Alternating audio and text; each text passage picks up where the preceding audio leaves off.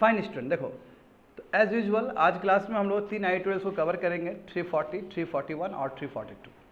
देखो G20 के बारे में तो हम लोगों ने बहुत कवर किया है इफ़ यू रिमेंबर करेक्टली, और मैं कहूँगा बच्चे लोग सबको ना ये कंपाइल करके रख लेना, क्योंकि 2024 में श्योर है, प्रीलिम्स में भी श्योर है, अब मेंस में भी श्योर है, क्वेश्चन पूछेगा ही पूछेगा। अब कहोगे कि सर ये सोर्स क्या है 340, 341 और 342 का? इसका सोर्स है डायरेक्ट डॉक्यूमेंट, ये किसी एडिटोरियल्स में नहीं आया है और किसी ने एडिटोरियल्स नहीं लिखा है इस पर। ये डायरेक्ट जो डॉक्यूमेंट है भारत सरकार का 83 पैराग्राफ्स वहाँ से लिया गया है G20 का, समझे? इसलिए पूरा फैक्चुअल्स है। अब मैं पूरा एक एक चीज़ पढ़ूंगा नहीं, मेन चीज़ बता के निकल जाऊंगा आगे, क्योंकि एक एक चीज़ पढ़ने वाला कि नहीं है। मैं ये कि तुम्हारा जो भी इन्वायरमेंट सब हुआ है ना, इन्वायरमेंट टॉपिक कवर हुआ है क्लास में, जो पुराने स्टूडेंट हो बैठे हुए हो, इन्वायरमेंट जो कवर करके बैठे हो 3-4 स्टूडेंट, तुम लोग जाकर वहाँ पर उसको मिलाते रहना, ठीक है? वहाँ पर रख देना जाके, समझ गए? तो देखो सेम ही है, देखो सबका G20 डिक्लेरेशन लीडर डिक्लेरेशन है, समझे ना? तो पहला क्या पढ़ेंगे? पहला पढ़ेंगे strong sustainable and balanced and inclusive growth. Growth कैसा होना चाहिए? इंक्लूसिव होना चाहिए। ग्रोथ कैसा होना चाहिए? सस्टेनेबल होना चाहिए, बैलेंस होना चाहिए। 341 में देखो कि बहुत सारे ग्रीन इनिशिएटिव लिया गया ताकि वर्ल्ड क्या हो, सस्टेनेबल ग्रोथ की तरफ मूव कर सके। तो क्या ग्रीन इनिशिएटिव है? मतलब वही रिन्यूएबल एनर्जी को लेके कितना कंपनसेशन देने की बात है। हम बताए थे ना तुम लोगों को पिछले क्लास में, $3.5 ट्रिलियन, लगभग 6 के आसपास बोल रहे थे। बिल्कुल तुमको यहाँ पे पता चल जाएगा वो सभी चीज़। यानी कि 2030 तक कम से कम 6 ट्रिलियन, लगभग $6 ट्रिलियन खर्च करना पड़ेगा, और प्रत्येक साल $4 ट्रिलियन का इन्वेस्टमेंट होना चाहिए रिन्यूएबल एनर्जी में, ताकि हम गोल पूरा कर सके। वही पेरिस में जो लिए थे, पेरिस में क्या गोल लिए थे स्टूडेंट, कि हमें कम से कम 1.5 डिग्री या नहीं तो कम से कम 2 डिग्री तक प्री इंडस्ट्रियल लेवल से क्या करना है, टेम्परेचर को घटाना है। कब तक? तुम्हारा 22वीं सदी तक। और अभी जानते हो कि इंडिया ने भी तुम्हारा बोला ना कि हम कार्बन न्यूट्रल बनेंगे बाई 2070। तो इस डॉक्यूमेंट में बोला है कि ऑन एन एवरेज पूरा वर्ल्ड को 2050 तक कार्बन न्यूट्रल बन जाना चाहिए। ऑन एन एवरेज है ये, यानी कि बहुत सारा कंट्री क्या करे, एमिशन कम करना शुरू कर दे। इसमें फिर NDC का भी बात आएगा, नेशनली डिटरमाइंड कंट्रीब्यूशन का, ठीक है? बहुत सारा टर्मोलॉजी है जिसके लिए तुमको एक ज्ञान चाहिए पहले वाला। अब बहुत सारा बच्चा लोग नहीं समझ में आएगा तो कोई बात तो नहीं है, सोचो कि ऐसा ही कुछ होता है, समझ गए ना? लास्ट वन देखो, लास्ट वन वही देखो, मल्टीलैटरल इंस्टीट्यूशन। अब बताओ, मल्टीलैटरल इंस्टीट्यूशन चाहेगा तो बहुत सारा लोन दे सकता है, और जितना ये लोन देगा उतना डेवलपिंग कंट्री को फायदा होगा। और हम जानते हैं कि डेप्ट कितना डेप्ट में चला गया, लीस्ट डेवलपिंग कंट्री बहुत डेप्ट में चला गया ना, यूक्रेन क्राइसिस, उससे पहले कोविड के वजह से। तो इसलिए बोल रहे हैं कि मल्टीलैटरल जो इंस्टीट्यूशन है उसमें व्यवस्था में चेंज होना चाहिए, ताकि बेचारे ये कंट्री लोग को लोन मिल सके और ये लोग अपना इकोनॉमिक एक्टिविटीज़ के लिए भी उस लोन से काम कर सके। अब प्लस जो जद्दोजहद चल रहा है क्लाइमेट चेंज के लिए, उसमें ठीक से फाइट कर सके। फाइट तो तभी ना होगा जी जब पैसा मिलेगा इन लोग को। अब दिक्कत ये है डेवलप कंट्री का, तो पैसा भी दे रहा है तो लोन के हिसाब से दे रहा है। लोन दोगे तो फिर वो ट्रैप में फंस जाएगा। अभी उसको ग्रांट चाहिए, लोन नहीं ग्रांट चाहिए। ग्रांट मतलब फ्री में पैसा चाहिए उसको, क्योंकि डेवलपिंग कंट्री के पास या लीस्ट डेवलपिंग कंट्री के पास इतना औकात नहीं कि वो लोन दे दे, पहले से वो कर्ज में दबा हुआ है। बात समझे? यही सब विषय हम लोग लेने वाले हैं एडिटोरियल्स में। तो देखो यहाँ पे तीनों का ही सिलेबस सेम ही रहेगा। GS paper 2 international relation, bilateral, regional and global groupings and agreements involving India and or affecting India's interest. देखो यहाँ पे इसलिए स्टूडेंट डायरेक्ट वो नहीं है, समझ रहे हो ना? कोई भी न्यूज़पेपर का रेफरेंस नहीं है। देखो वहाँ पे 10 सितंबर दिया गया है जब वो सबमिट हुआ तुम्हारा, ठीक है ना? वो डॉक्यूमेंट जब बन के तैयार हुआ, इसलिए कोई न्यूज़पेपर का रेफरेंस नहीं है, तो डायरेक्ट डॉक्यूमेंट से लिया गया है। ये होप सो समझ में आ गया होगा तुम लोग को। तो यहाँ पे समझते हैं, बहुत सारा चीज़ समझते हैं। एक एक वर्ड नहीं बताऊँगा, मैं जिस्ट बता दूँगा, समझा? जिस्ट ही समझना है तुम लोग को। अब G20 डिक्लेरेशन में क्या होगा कि स्ट्रॉन्ग सस्टेनेबल बैलेंस और इंक्लूसिव ग्रोथ होना चाहिए। अभी जानते हो कि ग्लोबल इकोनॉमिक सिचुएशन तो बहुत ख़राब है, कोविड-19 आया, फिर उसके बाद यूक्रेन और रशिया कन्फ्लिक्ट, जिसके वजह से जो फूड सिक्योरिटी है उस पर बहुत दिक्कत हुआ कि नहीं हुआ, बताओ, है ना? और कंडीशन इतना ख़राब हुआ कि बहुत सारा कंट्री में इन्फ्लेशन बहुत बढ़ गया। यही कारण तो है कि इस बार डेवलप कंट्री एक स्टेप डाउन हुआ है, और ग्लोबल जो कॉपरेशन है तुम्हारा, साउथ कॉपरेशन है, उसका एस्पिरेशन दिखा है G20 के प्रियम्बल में भी, इफ आई एम करेक्ट। बात समझे? तो यहाँ पे यही बताया गया है कि बहुत सारे क्राइसिस हुए हैं और उसका असर लॉन्ग टर्म पड़ा है ग्रोथ पे, समझे ना। और बहुत ही इन्फ्लेशन है वहाँ पे, और डेब्ट वल्नरेबिलिटी भी बढ़ चुका है, कर्ज पे कर्ज हो रहा है। Developing country, list developing country इस स्थिति में नहीं को दे, और उसके बाद इन्फ्लेशन, दुनिया भर का इन्फ्लेशन, और उसके बाद जानते हो सभी जो प्रोटेक्शनिस्ट मेजर हैं, WTO में बोला गया ना कि जिस हिसाब से अचानक फूड पे आप इंपोर्ट लगा देते हो, है ना, एक्सपोर्ट ड्यूटी में लगा इम्पोज कर देते, जिसकी वजह से पूरा फूड सिक्योरिटी को असर पड़ता है, उस पर भी काम करना चाहिए वर्ल्ड को। तो वही सब चीज़ बताया गया है। इसलिए तुम्हारा वेल कैलिब्रेटेड मॉनेटरी पॉलिसी होना चाहिए ताकि पूरा ग्रोथ देखे टोटल वर्ल्ड का, और इनइक्वलिटीज़ कम हो, क्योंकि ऐसे भी इनइक्वलिटी बहुत ज़्यादा बढ़ चुका है। अभी देखोगे रिसेंट पास्ट में तो अभी बहुत ज़्यादा इनइक्वलिटी है, और बहुत सारे कंट्री बहुत पीछे चले गए हैं। बात समझे स्टूडेंट? तो इस पर काम करना होगा। तो इसलिए G20 ने कहा है कि यस, माइक्रो पॉलिसी कोऑपरेशन, ठीक है, इस पर एनहांसमेंट होना चाहिए, और जो ग्रोथ होना चाहिए वो स्ट्रांग होना चाहिए, सस्टेनेबल होना चाहिए, बैलेंस होना चाहिए, इंक्लूसिव होना चाहिए। ऐसा नहीं खाली डेवलप कंट्री को ही मजा ले, सब कंट्री को ही ओपन चाहिए। और MSME किसी भी कंट्री के लिए बहुत बड़ा सोर्स है। तो MSME के लिए, स्टार्टअप के लिए व्यवस्था कायम होना चाहिए। देखो भारत में भी MSME के लिए कितना कुछ काम होता है ना, माइक्रो स्मॉल मीडियम इंटरप्राइजेस बहुत इंपॉर्टेंट है कि नहीं है। तो वही बोल रहा है कि प्राइवेट इंटरप्राइजेस का बहुत इंपॉर्टेंट रोल है, समझे। स्टार्टअप का बहुत इंपॉर्टेंट रोल है, MSME का बहुत इंपॉर्टेंट रोल है। और MSME जैसे हो गया, जैसे मान लो कि इंडिया में MSME कोई चीज़ बना रहा है, तो उसको ग्लोबल मार्केट में उसको मिलना चाहिए, जगह मिलना चाहिए, तभी जाके इंक्लूसिव ग्रोथ होगा, ये सभी चीज़। नेक्स्ट देखो, अब ट्रेड जो अपॉर्चुनिटी है उसको अनलॉक करना। जैसे एग्जांपल देखो WTO, अब WTO में कितना प्रॉब्लम है। WTO का कंसेंसस बेस्ड है। अब इतना कंसेंसस बेस्ड है कि कोई भी मामला एक कंट्री ओके नहीं बोले तो मामला ठप हो जाता है, जानते हो ना। WTO पूरा कंसेंसस बेस्ड है, यानी कि जितने भी मेंबर होंगे सबको ओके ओके को बोलना होगा। अब ये ओके ओके बोलने के चक्कर में क्या होता है, कई बार वीटो टाइप का आ जाता है मैनेजमेंट, अरेंजमेंट वीटो टाइप का हो जाता है। और यही कारण है कि अभी WTO में हो क्या रहा है कि पुलिलैटरल अरेंजमेंट हो रहा है, सब जो लाइक माइंडेड कंट्री एक साथ आ जा रहे हैं। और उसमें भी जानते हैं कि एपेलेट बॉडी जो WTO का वो भी डाइफंक्शनल है because of the opposition by the United states. जानते हो ना तुम लोग, बच्चे लोग बताते हैं 7 मेंबर होना चाहिए, जिसमें 2-3 मेंबर नहीं है बिकॉज ऑफ द US से। तो एपेलेट बॉडी भी काम नहीं कर रहा है। तो यहाँ पे क्या होना चाहिए कि रूल बेस्ड होना चाहिए। G20 बोल रहा है कि WTO को और मजबूत करने की जरूरत है, ठीक है, जबकि WTO अभी बहुत बुरा स्थिति से गुजर रहा है, समझे। इसमें बोला कि MSME का क्या क्या चैलेंजेस हैं। और जो जयपुर जो कॉल हुआ था, जयपुर मतलब देखो हमारा जो इस बार जो हुआ G20 हुआ, G20 अभी तुम्हारा न्यू दिल्ली में हुआ।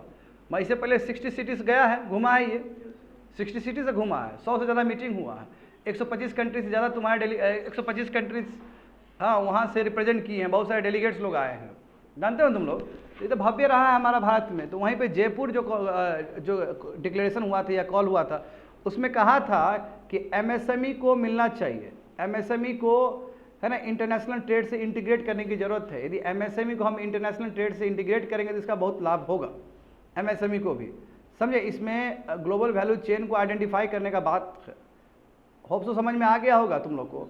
तो इसलिए WTO कितना इंपॉर्टेंट है इस बात को यहाँ पे समझाया गया। यदि ग्रोथ को टैप करना है तो WTO जैसा संस्था को मजबूत करने की ज़रूरत है, समझे। और उतना ही नहीं, तुम्हारा LDC जो लीस्ट डेवलपिंग कंट्री है उसको भी मौका मिलना चाहिए, समझे ना, उसको भी मौका मिलना चाहिए, वहाँ भी उस कंट्री में भी ग्रोथ होना चाहिए। इसलिए लोकल वैल्यू क्रिएशन पे भी ध्यान देना चाहिए। तीसरा देखो, पहला क्या पढ़े बच्चे लोग, पहले हम लोग पढ़े कि ग्लोबल इकोनॉमिक सिचुएशन क्या है, उस हिसाब से क्या काम करना चाहिए। दूसरा क्या पढ़े हम लोग, कैसे ट्रेड ग्रोथ को हम टैप करें, उसके लिए WTO को ठीक से काम करना होगा। अब क्या फ्यूचर फॉर द वर्क। अब देखो सबसे बड़ी बात है स्किल डेवलपमेंट, स्किल मैनेजमेंट। अब यहाँ पे हमारे जो वर्कर्स है स्किल है नहीं, और अभी लगातार तुम्हारा जानते हो ओला और ओबर जो है ना गिग इकोनॉमी है वो लगातार बढ़ते चला जा रहा है। गिग इकोनॉमी जानते हो ना, है ना, ई-कॉमर्स साइट हुआ, सब गिग इकोनॉमी को ही प्रमोट करता है। तो ऐसे स्थिति में सोशल सिक्योरिटी बहुत बड़ा सवाल है। इन लोगों को सोशल सिक्योरिटी मिलना चाहिए कि नहीं मिलना चाहिए। और हम जानते हैं राजस्थान पहला भारत का राज्य है जो कि सोशल सिक्योरिटी देने के लिए तैयार है गिग वर्कर्स को, याद है ना सभी चीज़। इसलिए यहाँ पे बताया गया है कि स्किल बेस्ड माइग्रेशन होने चाहिए, यानी कि इन लोगों को स्किल भरना पड़ेगा तुमको, है ना। G20 ने स्वागत किया इस बात को कि मैप ग्लोबल स्किल गैप जो है, गैप को फिलअप करना होगा। इसके लिए देखो ILO और OECD का जो प्रोग्राम है उस प्रोग्राम को स्वीकार किया गया है, क्योंकि उसने बताया कैसे how to fill the gap of skill in the workers, और सोशल सिक्योरिटी का ही बात है। देखो यहाँ पे UN global accelerator on jobs and social protection, उसको भी वेलकम किया गया कि वो जो भी सुझाव दिया है for the benefit of workers, बढ़िया सुनो बच्चे लोग, for the benefit of workers उसको स्वागत किया जाएगा, और एक डिसेंट वर्किंग कंडीशन होना चाहिए गीग और प्लेटफॉर्म वर्कर्स के लिए। तो बात समझे ना, ये फ्यूचर, क्योंकि जानते हो लगातार गीग वर्कर्स बढ़ रहे हैं, गीग इकोनॉमी लगातार बढ़ते चला जा रहा है, ओला, ओबर, स्विगी, ये लगातार बढ़ते चला जा रहा है। तो उसका स्किल पे भी काम करना होगा, उसके सोशल सिक्योरिटी पे काम करना होगा, उसका जो कंडीशन है, कंडीशन ऑफ वर्किंग है, उस पर भी काम करना होगा। और उसके लिए जो भी संस्थान, जो अलग अलग दुनिया का जो बड़ा बड़ा संस्था है, जो भी रिपोर्ट दिया है, उस रिपोर्ट को स्वीकार करता है G20, और उसमें बहुत सारा सुझाव है, जैसे ILO और OECD का स्किल वाला जो सुझाव है उसको स्वीकार किया। Eight the same time United nation global accelerator on jobs and social protection, ठीक है, उसको भी स्वीकार किया गया, किस लिए कि जस्ट ट्रांजिशन हो। अब जस्ट ट्रांजिशन का मतलब क्या होता है, जब नॉन रिन्यूएबल सोर्स से आप रिन्यूएबल की तरफ मूव कर रहे हो तो बहुत सारे लोग का रोजगार खत्म हो जाएगा। तो कैसे स्किल डेवलप करें इन लोग का, ताकि रिन्यूएबल एनर्जी में भी ये लोग आगे बढ़ सके। जैसे अभी बरौनी रिफाइनरी है, थर्मल पावर प्लांट है ना, कल के दिन में मान लो कि रिन्यूएबल एनर्जी को हम प्रमोट कर रहे हैं।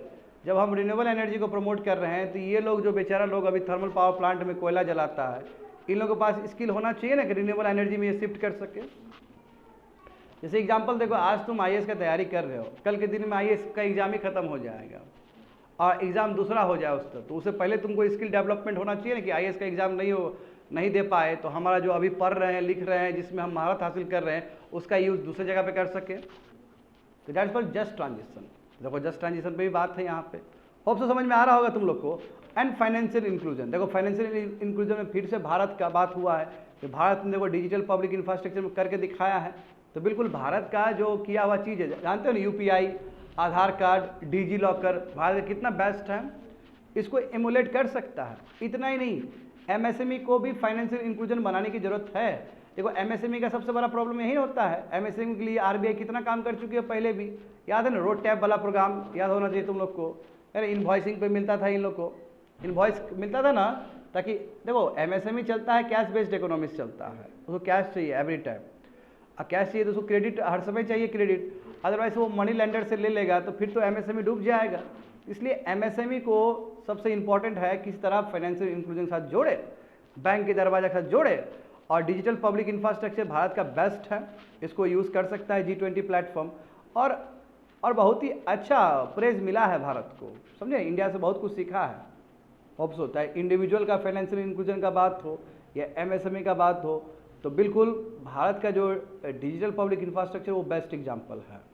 यदि कि क्योंकि डिजिटल पब्लिक इंफ्रास्ट्रक्चर होगा तो देखो लीकेज, हाँ देखो सवाल ये है कि डेवलप कंट्री भी आप बोल रहा है कि हमारे कंट्री में भी लीकेज है, लीकेज समझ रहे हो ना, करप्शन।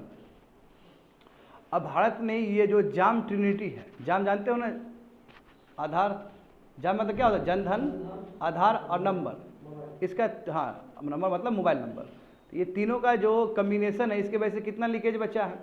पहले क्या होता था कि बहुत लीक हो, करप्शन हो जाता है, बीच में बिचौलिया लोग खा जाता था। अब देखो ये जाम के वजह से बहुत फ़ायदा हुआ है। तो डेवलप कंट्री भी इस चीज़ को स्वीकार करता है कि हमारे कंट्री में भी है प्रॉब्लम करप्शन का, तो हम भी यदि इंडिया ऐसा चीज़ को एमुलेट करे, कॉपी करे, तो हम भी करप्शन से बच सकते हैं, हम भी, है ना, हम भी तुम्हारा लीकेज से बच सकते हैं और हमारा गवर्नेंस भी बेटर हो सकता है। तो भारत से सीखने वाला चीज़ है। अब भारत ने जोर शोर से प्रमोट किया अपने डिजिटल इंफ्रास्ट्रक्चर को, which is very good for any country. बात समझ में आ रहा है तुम लोग को? आगे देखो फाइटिंग करप्शन, देखो वही बोला है कि इसमें बोला कि जीरो टॉलरेंस होना चाहिए करप्शन के लिए। इसने G20 का जो हाई लेवल जो प्रिंसिपल हुआ था, 3 जो हुआ था, उसमें सबको स्वीकार किया है। क्या क्या हुआ था इसमें, कहा कि लॉ इन्फोर्समेंट होना चाहिए।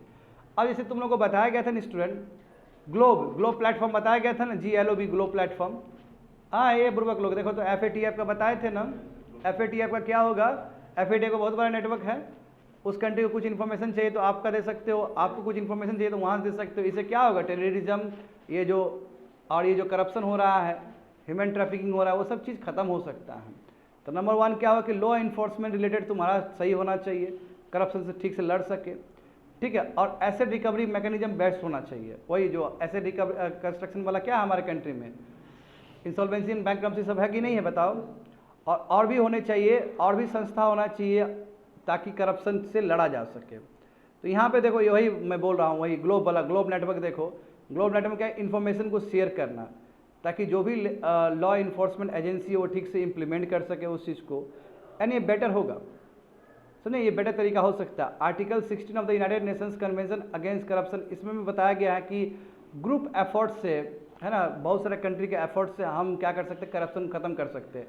तो globe platform is very very important in this regard कि हम दुनिया में यदि करप्शन खत्म करना चाहते हैं तो ग्लोब नेटवर्क से, जहाँ पे FATF बहुत सारे कंट्री जुड़े हुए हैं, कुछ इन्फॉर्मेशन हम भी देंगे, वो भी देगा, इससे तुम्हारा करप्शन काफ़ी हद तक खत्म हो सकता है। समझ गए? बस होप से समझ में आ गया होगा बच्चे लोग, वही सब चीज़ दिया गया है। ठीक से देखोगे सार वही है, इसलिए मैंने ऊपर ऊपर जो मेन पॉइंट है उसको एक्सप्लेन कर दिया है। अच्छे से अंदर जाओगे डेप्थ में तो वही सब चीज़ लिखा गया है दूसरे तरीके से। बात समझ में आ गया ना?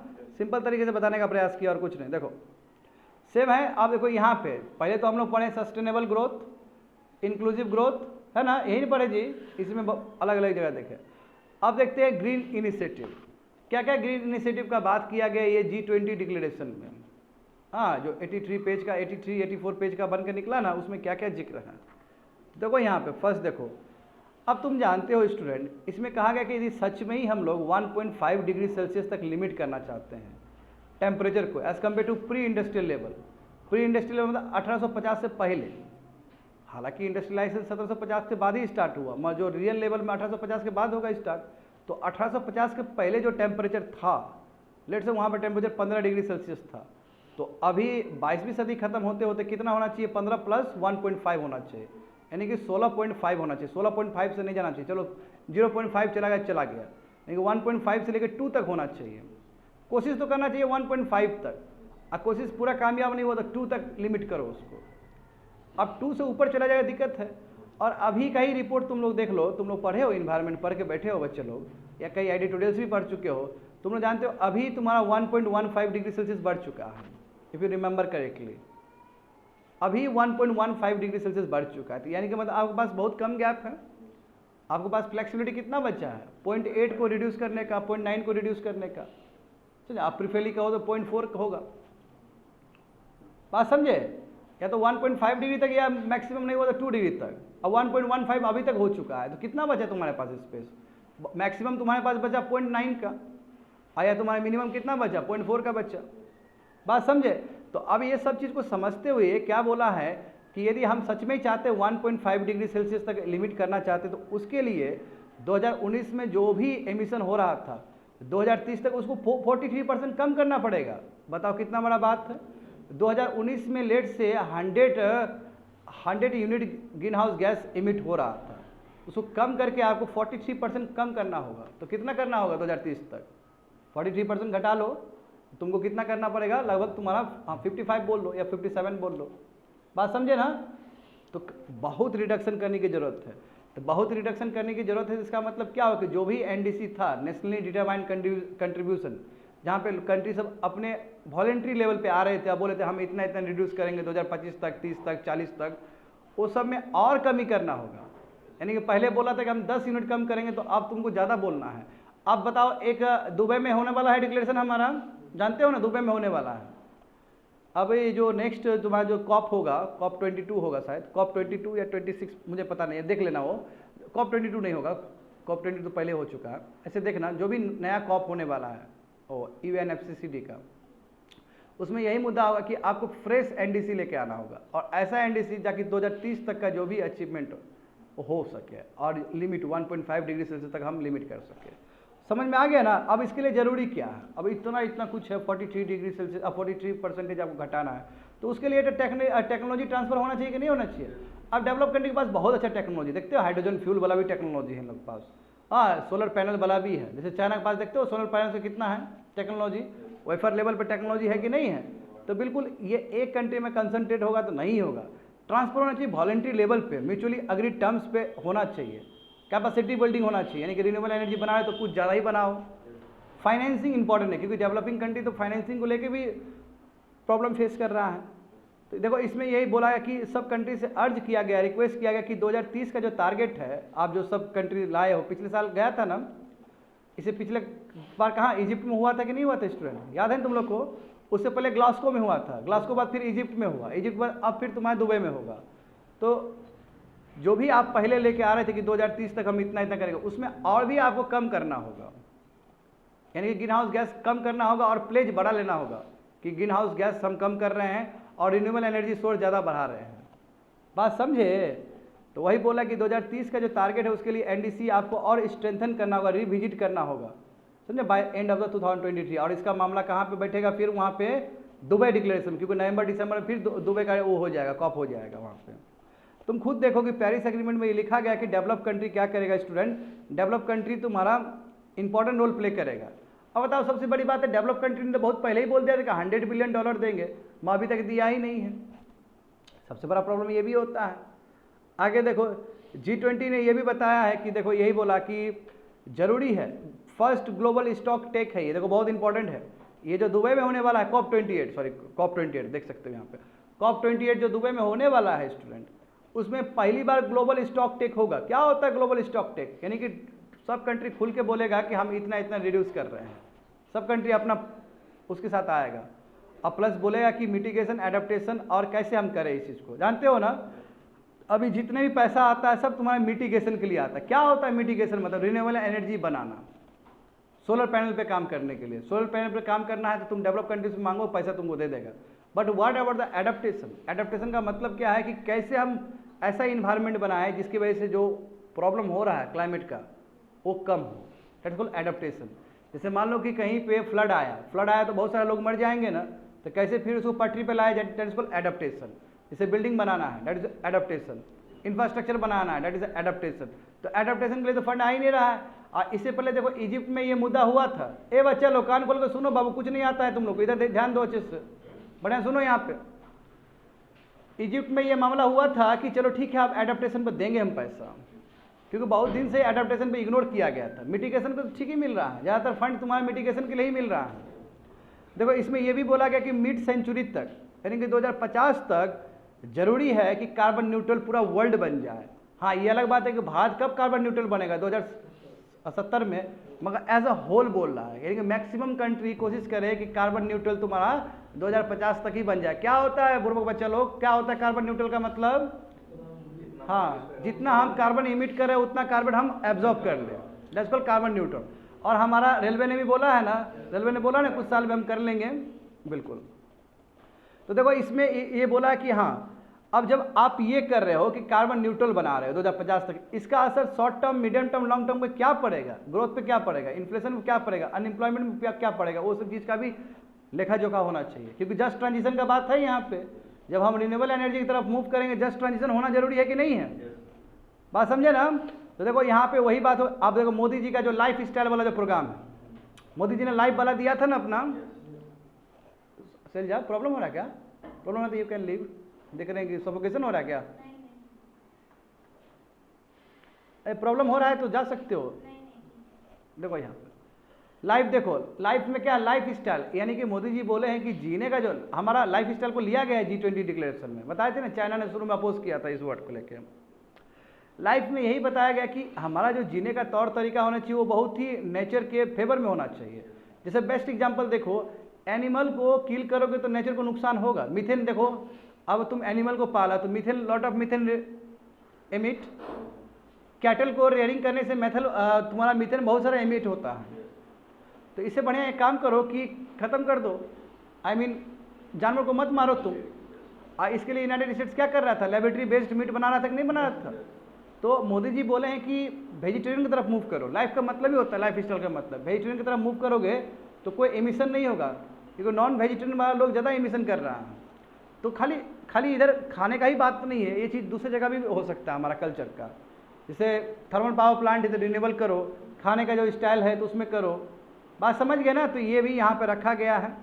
और eight the same time circular economy पे भी ध्यान दिया गया। सर्कुलर इकोनॉमी का मतलब है स्टूडेंट, जैसे तुम आज स्मार्टफोन अभी अपने हाथ में रखे हुए हो, स्मार्टफोन का बहुत सारा जो एलिमेंट होगा, बहुत सारा धातु होगा, वो बर्बाद नहीं होगा, बेकार नहीं होगा, उसको यूज़ करो और बार बार उसको इकोनॉमी में इंटीग्रेट करो। I mean, तुम रिसाइकल करो उसको, बार बार रिसाइकल करोगे तो बहुत सारा वेस्टेज बचेगा। और ऐसे भी जानते हो कंट्री में तुम्हारा ई वेस्ट कितना ज़्यादा हो रहा है, इसलिए सर्कुलर इकोनॉमी पे काम करना होगा। और भारत के लिए उसके लिए थैंक्स बोला गया। देखो हाँ, तो देखो वही G20 ने इस चीज़ को एक्नॉलेज किया है, माना है कि सर्कुलर इकोनॉमी बहुत इंपॉर्टेंट है। और इतना ही नहीं, सर्कुलर इकोनॉमी नहीं, प्रोड्यूसर रिस्पॉन्सिबिलिटी। यदि कोई प्रोड्यूसर तुम्हारा बना रहा है, बॉटल बना रहा है, ये ड्यूटी है बॉटल मैन्युफैक्चरर का कि वो बॉटल को कलेक्ट भी करे और उसको फिर रिसाइकल भी करे। जानते हो, और सिंगल यूज प्लास्टिक वाला सब चीज़ रिसोर्स एफिशिएंसी पे काम करना चाहिए। अब रिसोर्स एफिशिएंसी का मतलब क्या, वेरी वेरी इंपॉर्टेंट वर्ड। देखो रिसोर्स एफिशिएंसी का मतलब ये होता है स्टूडेंट, जैसे मान लो कि तुम्हारा हाथ में एक कलम है। अब ये कलम बना है लेट से 100 यूनिट कार्बन डाइऑक्साइड को जला के, 100 यूनिट कार्बन डाइऑक्साइड को रिलीज करके एक कलम बना है तुम्हारा 10 रुपया का। तो कोशिश करो कि ठीक है, कोयला को तो रातों रात बंद नहीं कर सकते हो, कोशिश करो कि उसको हाफ कर दो, 50 यूनिट में जला के तुम कोशिश करो कि एक कलम बना लिया जाए। यानी कि एफिशिएंसी, आपका रिसोर्सेज का एफिशिएंसी बहुत ज़्यादा होना चाहिए। कहने का मतलब ये हुआ, बात समझे। तो वही देखो इसने कहा है कि क्लीन, सस्टेनेबल, जस्ट, एफोर्डेबल और इंक्लूसिव एनर्जी ट्रांजिशन पे हम मूव करेंगे ताकि जो भी क्लाइमेट ऑब्जेक्टिव वो पूरा हो सके। होप सो समझ में आ रहा होगा। अब वर्ड तो समझ में आ जाता है ना तुम लोग को। सस्टेनेबल बोलेंगे तो समझाने की जरूरत नहीं है ना, सस्टेनेबल का मतलब क्या है। तो इसलिए ओपन, कम्पिटेटिव, नॉन डिस्क्रिमिनेटरी और फ्री इंटरनेशनल एनर्जी का बात किया। फ्री इंटरनेशनल एनर्जी, देखो डेवलपिंग कंट्री तो पूरा डिपेंड करता है फ्री इंटरनेशनल एनर्जी पे।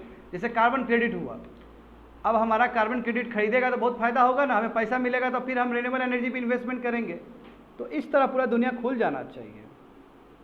डेवलपिंग कंट्री को सहयोग की जरूरत है, समझे। डेवलपिंग कंट्री को चाहिए पैसा, डेवलपिंग कंट्री को पैसा चाहिएगा तभी वो डेवलपिंग कंट्री अपना इंफ्रास्ट्रक्चर बना सकता है उस तरह। तो डेवलप कंट्री को सोचना चाहिए।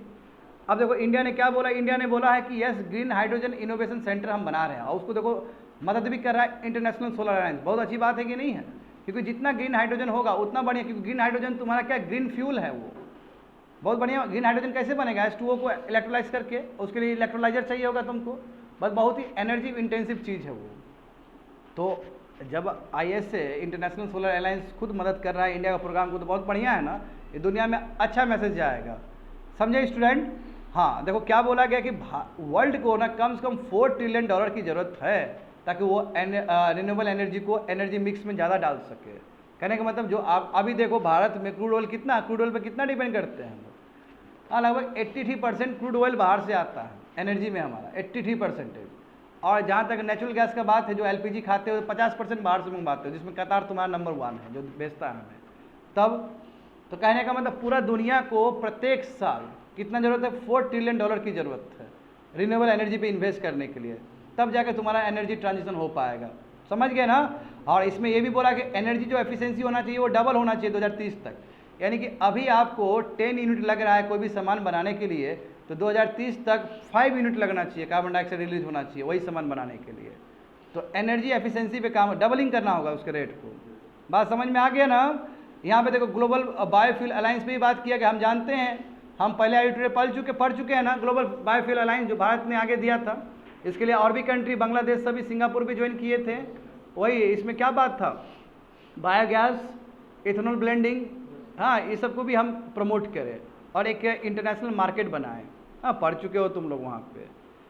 एट द सेम टाइम देखो जो भारत का जो प्रेसिडेंसी है, वही प्रेसिडेंट मतलब इंडिया का, इसने देखो क्रिटिकल मिनरल्स पर एनर्जी ट्रांजिशन में भी बात किया। क्या होता है देखो, कोबाल्ट बहुत ज़्यादा DRC में है कि नहीं है। चाइना में बहुत सारा तुम्हारा और भी इस तरह का तुम्हारा क्रिटिकल मिनरल्स सब है। अब कंट्री चाहेगा कि हम किसी दूसरे कंट्री को नहीं दे, तो दिक्कत होगा कि नहीं होगा। इसलिए सब कंट्री को कोऑपरेट करना चाहिए, ताकि ये केवल एक कंट्री को ही बचाने का बात नहीं, पूरा दुनिया को बचाने की ज़रूरत है। तो इसलिए कोलैबोरेशन बनना चाहिए क्रिटिकल मिनरल्स पे भी, ताकि एनर्जी ट्रांजिशन पूरा दुनिया में हो सके। कोई भी कंट्री, अब जैसे मान लो कि DRC के अंदर जानते हो डेमोक्रेटिक रिपब्लिक ऑफ कंगो, कोबाल्ट बहुत ज़्यादा है, कोबाल्ट का बहुत यूज़ होता है। हाँ जैसे इसके पास कितना लिथियम वगैरह पड़ा हुआ है, चाइना के पास भी। अब बोला कि हम देंगे ही नहीं देंगे, तो नहीं देगा तो पूरा दुनिया का नुकसान होगा, चाइना का भी उसमें नुकसान है। तो सबको कोलैबोरेट एफर्ट दिखाना चाहिए, सबको कोलैबोरेशन करना चाहिए। यहाँ पे देखो स्टूडेंट, सिविल न्यूक्लियर एनर्जी, हाँ यहाँ पे भी बात किया गया है कि सिविल न्यूक्लियर टेक्नोलॉजी में भी तुम्हारा वो होना चाहिए, इनोवेशन होना चाहिए, ताकि वो फुकुशिमा वाला इंसिडेंट ना हो, और शांति तरीके से एडवांस और स्मॉल मॉड्यूलर रिएक्टर्स पे काम होना चाहिए, समझे, ताकि एफिशिएंसी ज़्यादा हो आपका न्यूक्लियर एनर्जी में भी। Eight the same time grid interconnection होना चाहिए। देखो ग्रिड नहीं होने की वजह से कितना नुकसान होता है, इसलिए हम बोलते हैं ना बैटरी स्टोरेज सिस्टम बेटर होना चाहिए। वही सब चीज़ बताया गया, रेजिलिएंट एनर्जी इंफ्रास्ट्रक्चर होना चाहिए। इसमें देखो ये भी बोला गया है स्टूडेंट कि कोशिश यही होना चाहिए कि triple energy renewable energy capacity globally बनाया जाए, यानी कि बहुत ज़्यादा तेज़ी से मात्रा में बनाना है, रिन्यूएबल एनर्जी की तरफ मूव करना है।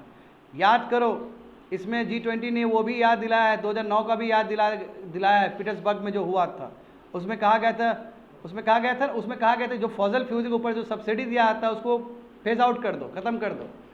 अभी देखो, अभी सोचो इंडिया में, यदि इंडिया में कोल के ऊपर, केरोसिन के ऊपर सब्सिडी मिला तो इंडिया तो खुद प्रमोट कर रहा है। इसलिए देखो भारत सरकार ने केरोसिन पे ख़त्म कर दिया ना, बिल्कुल केरोसिन पे ख़त्म कर दिया है। हाँ, और जितने भी कोल टाइप का है इस पर ख़त्म कर देना सब्सिडी। यदि सब्सिडी प्रमोट करोगे तो सामान ज़्यादा यूज़ होगा, सामान ज़्यादा यूज़ होगा तो फिर इन्वायरमेंट में गंदगी होगा। एंड ये बोल सकते हैं यूरिया के साथ भी ऐसे ही होना चाहिए। फर्टिलाइजर जो यूरिया है जिस पे आप इतना MRP खुद ही वो कर रहे हो, 80% 85% तो खुद ही सरकार ही बॉन्ड कर रही है, सरकार को नुकसान भी बहुत ज़्यादा हो रहा है। सरकार को यहाँ पे भी काम करना चाहिए, क्योंकि यूरिया फर्टिलाइजर बहुत डेंजर है। उसमें जानते हैं कि कितना तुम्हारा है ना नाइट्रोजन का एमिशन होता है उसमें, समझ गए ना। यहाँ पे देखो वही बोला कि अनबेटेड कोल पावर, यानी कोल पावर है उसको कम करते हुए जाना है और जस्ट ट्रांजिशन की तरफ मूव करना है। अब इसमें देखो पब्लिक फाइनेंस का इंपॉर्टेंट रोल रहेगा। अच्छा, पैसा मिलना चाहिए कि नहीं मिलना चाहिए। अब पब्लिक फाइनेंस में देखो पब्लिक फाइनेंस होना चाहिए, यानी कि जो ऊपर से जो आपका जो बैंक है, जैसे IDA हो गया, जैसे एग्जांपल वर्ल्ड बैंक हो गया, या फिर एशियन डेवलपमेंट बैंक हो गया, ये लोगों को फाइनेंस अच्छे से देना चाहिए। ये लोग पैसा जितना देगा उतना बेटर होगा। और प्राइवेट फाइनेंस भी होना चाहिए, यानी कि वहाँ से कोई आदमी पैसा उठाया वो आदमी कर रहा है, या फिर कोई तुम्हारा कंट्री दे रहा है, तो प्राइवेट फाइनेंस भी होना चाहिए। अब प्राइवेट फाइनेंस का बहुत सारा तरीका हो सकता है, ब्लेंडेड इंस्ट्रूमेंट्स के रूप में हो सकता है, बहुत सारा तरीका हो सकता है, ताकि एडाप्टेशन और मिटिगेशन दोनों पे काम हो सके। और जो भी कंट्री अपना NDC लेके आ रहा है, कार्बन न्यूट्रल, जीरो न्यूट्रल बनाना चाहता है, वो उसका पूरा हो सके। तो उसके लिए सबसे ज़रूरी क्या होगा? फाइनेंस। अब फाइनेंस के लिए मल्टीलैटरल इंस्टीट्यूशन में बदलाव होना चाहिए, जो कि थर्ड एडिटोरियल में पढ़ोगे तुम लोग। बात समझ में आ रहा है ना? पैसा मिलना चाहिए, पैसा नहीं मिलेगा तो नहीं होगा। हाँ, इसने सस्टेनेबल फाइनेंस वर्किंग ग्रुप का रिकमेंडेशन को बहुत अच्छे से लिया है G20 ने, क्योंकि उसमें बताया गया कि कैसे आखिर पेरिस एग्रीमेंट को इम्प्लीमेंट करने के लिए क्या क्या होना चाहिए। तो देखो उसमें बताया गया है कि कंसेशनल, देखो कोशिश ये होना चाहिए स्टूडेंट कि ज़्यादा से ज़्यादा हम दे, क्लाइमेट फंड दे, मल्टीलैटरल क्लाइमेट फंड होना चाहिए, ताकि जो भी इम्प्लीमेंटेशन करना है पेरिस एग्रीमेंट को लेके, मेन तो पेरिस एग्रीमेंट ही हुआ था 2015 में, उसी चीज़ को फॉलो करने के लिए इतना कुछ हो रहा है अभी। तो उसके लिए फाइनेंशियल मैकेनिज्म अच्छा होना चाहिए। देखो इसमें यह भी बताया गया कि 2024 से लेकर 2027 तक ग्रीन क्लाइमेट फंड है ना, इसको फिर से और अच्छा प्रोसेस बनाना चाहिए। जानते हो ना, बच्चे लोग पढ़ा चुके हैं तुम लोग को ग्रीन क्लाइमेट फंड क्या होता है, जो ग्रीन एनर्जी के लिए होता है, ग्रीन एनर्जी के लिए जो यूज़ किया जाता है इस फंड से। इसको और रिप्लेस करने की ज़रूरत है, इसको और अच्छा बनाने की ज़रूरत है, समझ गए। G20 ने यह भी वेलकम किया है कि जो इंटरनेशनल सस्टेनेबिलिटी स्टैंडर्ड बोर्ड है उस चीज़ का स्टैंडर्ड हम फॉलो करेंगे। कोशिश ये है कि किसी तरह रिन्यूएबल एनर्जी ज़्यादा ज़्यादा बेटर हो, और जो भी संस्था सबका अलग अलग रिपोर्ट है उस रिपोर्ट को हम इंटीग्रेट करें और कोशिश करें कि पूरा वर्ल्ड जस्ट ट्रांजिशन की तरफ मूव करे। याद करने की ज़रूरत नहीं है सभी चीज़ को, मेन कोर पॉइंट को समझो। हाँ देखो इसमें बोला गया ना कि 2030 तक के लिए कम से कम 5.8 और 5.9 यानी कि लगभग मैं कह सकता हूँ $6 ट्रिलियन की ज़रूरत है, ताकि NDC पूरा हो सके। और जहाँ तक सवाल है पर ईयर के लिए कि क्लीन एनर्जी टेक्नोलॉजी आपके पास होना चाहिए, तो उसके लिए $4 ट्रिलियन पर ईयर खर्च होना चाहिए कंट्रीज सब में, पूरा वर्ल्ड में। बात समझे, इतना पैसा चाहिए। और जानते हो कि 2010 में ही तय हो गया था कि $100 बिलियन देगा, अभी तक कहाँ दिया है? अभी तक दिया ही नहीं है। अभी भी डेवलपिंग कंट्री से हम लोग उम्मीद कर रहे हैं, अब इस बार लग रहा है कि कहीं 2023 में पूरा हो जाए 100 बिलियन का। मगर कहाँ बात 2010 में हुआ, 2010 से 2023 आ गया, ये 13 साल में अभी तक $100 बिलियन नहीं मिला है डेवलप कंट्रीज से, जो इसने प्रॉमिस किया था कि हम डेवलपिंग कंट्री को देंगे। क्योंकि आज ग्रीन हाउस गैस वर्ल्ड में ज़्यादा है, तो इसका सबसे बड़ा गुनहगार कौन है? डेवलप कंट्री है, क्योंकि डेवलप कंट्री पहले से ही इंडस्ट्रियलाइजेशन हुआ है और अभी हम हो रहे हैं। तो कॉमन बट डिफरेंशियल रिस्पॉन्सिबिलिटी, याद है ना, CBD। हाँ समझ गए स्टूडेंट। तो देखो यहाँ पे न्यू कलेक्टिव क्वांटिफाइड गोल भी है तुम्हारा, इसमें वही बोला गया कि यस $100 बिलियन का बात होना चाहिए, समझे ना। और इतना ही नहीं, अब देखो पिछले ही साल बात हुआ था इजिप्ट में कि अब कोशिश होना चाहिए कि एडाप्टेशन की तरफ भी आए। 2019 में जितना भी एडाप्टेशन के लिए दिया जा रहा था फंड, उसके हिसाब में 2025 तक कम से कम डबल हो जाना चाहिए। ये इजिप्ट में लिया गया बात है, ये फैसला है, क्योंकि एडेप्टेशन में पैसा ज़्यादा आ ही नहीं रहा था। तो इसलिए पिछले साल जब बात हुआ, डेवलपिंग कंट्री बहुत मुखर होकर आया है कि तुम पैसा भी दे रहा है मिटिगेशन पे, तुम पैसा भी दे रहा है तो लोन दे रहा है। सबसे बड़ा प्रॉब्लम तो ये है। अब तुम बोल देगा 100 बिलियन हो गया, अरे 100 बिलियन तुम लोन दे रहा है तो क्या मायने हुआ फिर? तुम ग्रांट्स दो, फ्री में दो पैसा, कहाँ है हमारे पास पैसा? एट द सेम टाइम बोल, और उसमें भी लूपहोल्स क्या है, लोन भी दे रहा है, एक तो ग्रांट नहीं दे रहा है, और दे भी रहा है तो स्टूडेंट सब मिटिगेशन के लिए दे रहा है। मिटिगेशन में उसका बिजनेस छुपा हुआ है। What about the adaptation? Adaptation का क्या? तो इसलिए पिछले साल ये बात निर्णय लिया गया कि 2019 में जितना भी एडेप्टेशन के लिए दे रहा था, लेट से 100 रुपीज़ दे रहा था, तो 2025 तक वो डबल हो जाना चाहिए, 100 से 200 हो जाना चाहिए। तो चलो थोड़ा सा तो संतुष्टि है इस चीज़ को लेके कि एडेप्टेशन जो नहीं मिल रहा है कहीं मिल जाए। अब यहाँ पे देखो, तो G20 ने ये चीज़ पे भी फोकस किया कि हेल्दी इकोसिस्टम होना जरूरी है। अब बाबू केवल खाली ह्यूमन हेल्थ करते रहोगे तो नहीं चलने वाला है, अब पूरा इकोसिस्टम का हेल्थ इंपॉर्टेंट है। बात समझे? तो बोला कि बायोडाइवर्सिटी जो लॉस हो रहा है, बहुत सारे लिविंग ऑर्गेनिज्म मर रहे हैं ना, प्लांट्स खत्म हो रहा है, उसको बचाना होगा। डेजर्टिफिकेशन हो रहा है, डेजर्ट हो रहा है कि नहीं हो रहा है? याद है तुम लोग को कॉम्बैट ऑन डेजर्टिफिकेशन बताए होंगे तुम लोग को, बिल्कुल। इसलिए मैं कह रहा हूँ कि ये बाबू बच्चे लोग वहाँ पे जाकर तुरंत डाल दोगे वहाँ पे, जो तुम लोग को पढ़ाया गया स्टैटिक में। लैंड डिग्रेडेशन हो रहा है जी, पॉल्यूशन है, फूड इनसिक्योरिटी, वाटर स्कैर्सिटी, सब पे काम होना होगा। अब इसमें ये भी बोला 2030 तक कोशिश करो कि जितने भी डिग्रेडेड इकोसिस्टम उसका 30% क्या करो, बेटर कर दो उसको। यानी कि मान लो कि 100 यूनिट तुम्हारा लैंड खराब हुआ, तो 2030 तक कोशिश करो कि 100 जो यूनिट लैंड खराब हुआ उसमें 30% लैंड ठीक हो सके। उसके लिए एफर्ट दिखाना होगा इंटरनेशनल लेवल में, समझे स्टूडेंट? जैसे कुमिंग तुम्हारा मॉन्ट्रियल ग्लोबल बायोडाइवर्सिटी फ्रेमवर्क हुआ था, इसमें भी यही बताया गया कि कोशिश करना है कि किस तरह बायोडाइवर्सिटी जो लॉस हो रहा है उसको रिवर्स कर सके कम से कम। अब इसके लिए जानते हो कितना दुनिया भर का प्रोग्राम है, साइट्स जानते हो ना, साइट्स कन्वेंशन, जो कि इस बार तुम 1972 वाला में भी लिए हो, एक अलग से उसका कैटेगरी बनाया गया है, याद है? बिल्कुल। तो देखो इसने वेलकम किया, ग्लोबल इन्वायरमेंट फैसिलिटी ने कहा है कि यस हम फंड देना चाहते हैं, हम इस्टेब्लिश करें, उसको भी वेलकम किया है G20 ने। Eight the same time G20 इस डिक्लेरेशन को सपोर्ट करता है कि हम कोशिश करेंगे 2040 तक 50% जो लैंड डिग्रेडेड हुआ उसको रिस्टोर कर सके। वेरी गुड ना, वेरी गुड। यदि इस तरह कमिटमेंट है तो बहुत बढ़िया बात है। अब इतना ही नहीं, eight the same time ocean based economy भी तो उतना ही है। अब देखो हो क्या रहा है, 200 नॉटिकल माइल्स के बाद जो कंट्री के पास डेवलपिंग टूल्स है वो कंट्री तो बाबू जाके पूरा गंद मचा रहा है ना।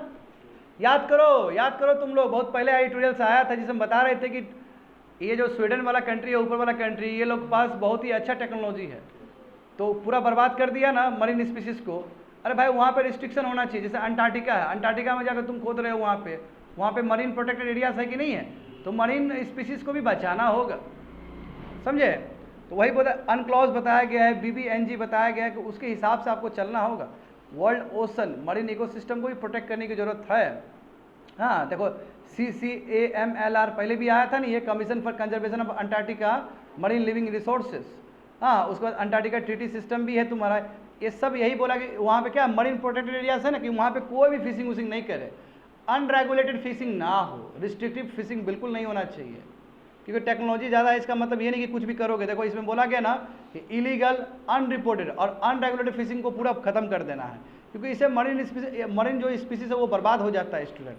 हाँ देखो इसमें प्लास्टिक पोल्यूशन को भी खत्म करने का बात है। होप तो समझ में आ रहा होगा तुम लोग को। G20 marine litre action plan जो है, जो कि ओसाका ब्लू ओशन विजन से आया था, ये सब चीज़ को इम्प्लीमेंट करते हुए हमें मरीन इकोसिस्टम को क्या करना है, उसका हेल्थ को बेटर करना है, क्योंकि पूरा कनेक्टेड है। अब यदि कनेक्टेड नहीं होता तो कोविड-19 आज हमारे बीच में नहीं होता।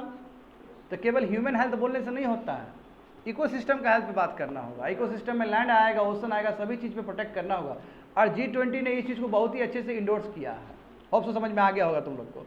आगे देखो लास्ट वन देखो, सेम सिलेबस। अरे सबसे बड़ी बात है कि पैसा आएगा कहाँ से, तो मल्टीलेटरल इंस्टीट्यूशन को चेंज करना पड़ेगा आपको, है ना। जैसे वर्ल्ड बैंक हुआ, वर्ल्ड बैंक में जानते हो वर्ल्ड बैंक का अपना ही मेंबर सब बहुत सारा है, उसको चेंज करना पड़ेगा, उसको बोलना पड़ेगा कि पैसा ज़्यादा दो। देखो जो यूनाइटेड नेशंस है उसको आगे काम करना होगा। आखिर यूनाइटेड नेशन ही पूरा दुनिया को रिप्रेजेंट करता है, पूरा दुनिया का पार्लियामेंट है एक तरफ से, है ना, पूरा दुनिया उसमें शामिल है। तो जब तक यूनाइटेड नेशंस अब बताओ यूनाइटेड नेशन में होता क्या है, वीटो पावर लग जाता है, परमानेंट मेंबर जो लगा देता है, कोई कंट्री काम भी करना चाह रहा है तो वो भी काम नहीं कर पाता है। तो इसलिए सबसे पहली बात तो यूनाइटेड नेशन में रिफॉर्म आने की जरूरत है, नंबर 1। दूसरी बात क्या है, इसमें बोला कि जो मल्टीलैटरिज्म है, यानी कि जो मल्टीलैटरल इंस्टीट्यूशन है, वर्ल्ड बैंक हो गया, एशियन डेवलपमेंट बैंक हुआ, उसको उसमें रिफॉर्म लाने की जरूरत है ताकि 2030 तक जो एजेंडा है रिन्यूएबल एनर्जी को लेकर वो पूरा हो सके।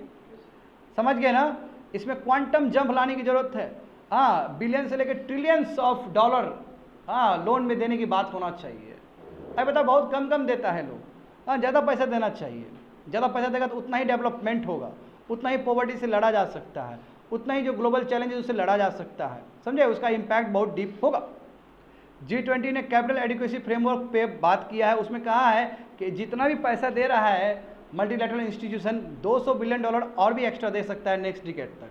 तो इसमें डायरेक्ट बात रख दिया है उसने, बात समझे ना। इसमें कहा कि जो मल्टीलैटरल डेवलपमेंट बैंक्स है, वही समझ रहे हो ना, वर्ल्ड बैंक, IMF सब, उसको प्राइवेट कैपिटल भी देना चाहिए, यानी कि पूरा लिवरेज कर दो, तरीका लिवरेज कर, ताकि डेवलपमेंटल पे असर पड़े। इसमें यह भी बताया गया कि G20 has taken note of submit, यानी कि जो ग्लोबल फाइनेंसिंग पैक्ट है उस पर भी G20 ने चीज़ों को इंडोर्स किया है। अब बेस्ट एग्जांपल यहाँ पे देखो क्या है, इसमें IBRD, ये वर्ल्ड बैंक का है कि नहीं बताओ तो, वर्ल्ड बैंक का बहुत सारा हिस्सा है ना, IBRD, ID याद है ना तुम लोग को, ID बताए थे तुम लोग को, वर्ल्ड बैंक का 5 हिस्सा होता है, उसमें ये 2 है। IDA जो सॉफ्ट लोन देने के लिए गरीब कंट्री को, बिल्कुल उसको प्रमोट करो, है ना, IBDA को भी प्रमोट करो, उसमें और पैसा भरो ताकि जो भी ग्लोबल चैलेंजेस है वो क्या कर सके, उसको पूरा कर सके। कहने का मतलब क्या है कि जो G20 ने इस बात को समझा है कि जो भी वर्ल्ड बैंक का और भी मेंबर्स कंट्री है, मेंबर्स इंस्टीट्यूशन है, जैसे IBRD हो गया, ID हो गया, उसको और फंड देने की जरूरत है ताकि वो डेवलपिंग कंट्री या लिस्ट डेवलपिंग कंट्री को और सस्ता में लोन पहुंचा सके। जैसे सस्ता में लोन पहुंचाएगा वहाँ पे इकोनॉमिक डेवलपमेंट होगा, वहाँ पर रिन्यूएबल एनर्जी आएगा, वहाँ पर रिन्यूएबल इंफ्रास्ट्रक्चर आएगा, वो बेटर है पूरा दुनिया के लिए, समझे। तो वही बात देखो, ये बोला कि IMF का जो भी गवर्नेंस रिफॉर्म है उस पर भी हम चर्चा करेंगे और दिसंबर 15, 2023 में बहुत सारा चीज़ वहाँ से भी निकल के आएगा। तो देखो हर जगह से लेने के लिए तैयार है, G20 हर जगह से लेने के लिए तैयार है। देखो G20 ने ये भी बोला कि देखो इसने बोला कि 100 बिलियन ऑफ वॉलंटरी कंट्रीब्यूशन होना चाहिए। बात समझे, दिक्कत क्या है कि सब लोन में दे रहा है, वॉलंटरी चाहिए पैसा, समझे, वॉलंटरी चाहिए। हाँ, रेजिलियंस एंड सस्टेनेबिलिटी ट्रस्ट और poverty reduction and growth trust, इस पे भी क्या किया, इंडोर्स किया कि इस पे अच्छा प्रोग्रेस हुआ है। एट द सेम टाइम डेप्ट वल्नरेबिलिटी पे भी काम किया गया कि बहुत सारे कंट्री जैसे लो एंड मिडिल इनकम कंट्री जो है वर्ल्ड का, वो डेप्ट से जूझ रहा है ना, बिकॉज ऑफ द कोविड-19 and because of the Russia conflict. तो उसको कैसे डेप्ट रिस्ट्रक्चरिंग करवाओगे, कर्जा माफ़ कर दो ना ऐसे कंट्री लोग का, समझे। तो यहाँ पे देखो एग्जाम्पल इसमें बताया गया, जैसे देखो गवर्नमेंट ऑफ जाम्बिया या घाना या इथोपिया, यहाँ पे काम हुआ है, तो ये बहुत ही अच्छी बात है। G20 ने इस चीज़ को इंडोर्स किया है। होप सो समझ में आ गया होगा तुम लोग को, है ना। तो इसमें इनकरेज किया ग्लोबल सॉवरेन डेप्ट राउंड टेबल पार्टिसिपेंट होने चाहिए, जितना होगा उतना ही तुम्हारा डेप्ट ट्रीटमेंट क्या है बहुत बढ़िया से हो पाएगा। होप सो समझ में आ गया होगा तुम लोग को। Digital public infrastructure of India, देखो कोई बताने की जरूरत नहीं है, भारत का कितना बेस्ट है ये, DFI फिर यहाँ पे आया है।